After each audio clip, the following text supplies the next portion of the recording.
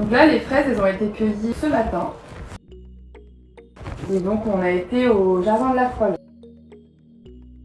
Du coup, alors on va mettre un peu de sucre.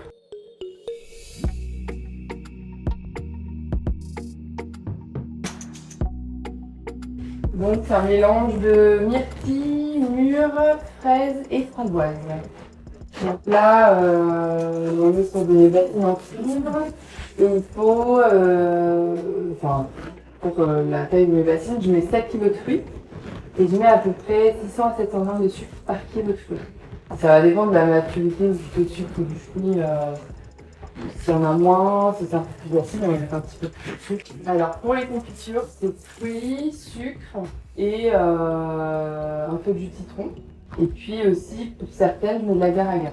Donc c'est un gélifiant végétal, c'est une algue. Donc voilà, donc là c'est une recette plutôt simple on va dire, mais qui est très prisée. Hein. Les gens préfèrent quand même les parfums classiques que des choses un peu fausses, originales.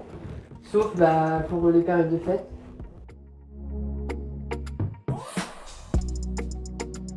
Depuis 12 ans maintenant. Il y a plusieurs astuces, mais ma préférée c'est le test de l'assiette.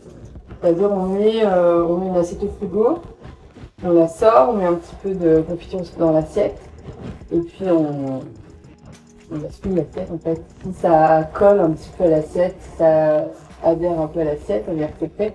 Et si ça fait un filet très liquide, c'est pas encore.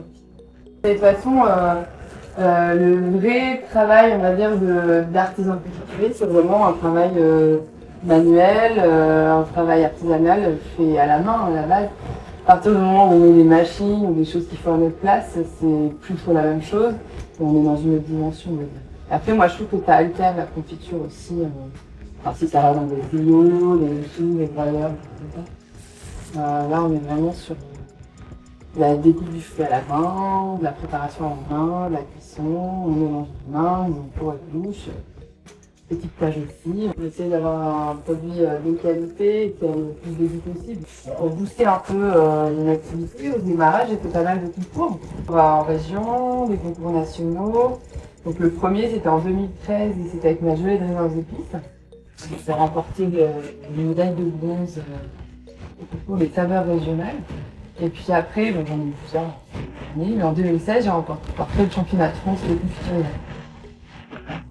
Ma nouvelle veste. Yeah. Montre, il y a plein de choses marquées. Bon là oui aussi, depuis pas longtemps, donc depuis fin 2022, j'ai obtenu le titre de maître artisan. Donc c'est la qualification la plus haute à la Chambre des métiers de l'artisanat.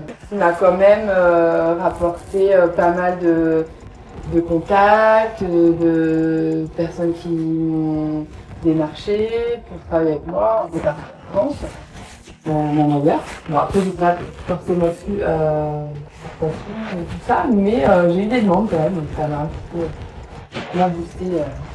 Ça prouve aussi que en fait, les gens aiment la confiture, ils ont goûté à l'aveugle et ça a plu quoi. C'est le goût, c'est les confitures, elles sont faites avec amour, avec passion bien sûr, mais surtout le plus simple possible quoi, fruits, sucre et le moins de choses à ajouter. Et puis quand même, je choisis des fruits de qualité, faut pas que les fruits soient abîmés.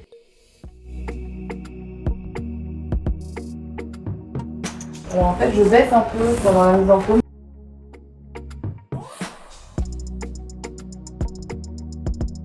Alors il y en a certains qui versent directement du piquet auto, mais en fait moi je préfère le faire à la bouche.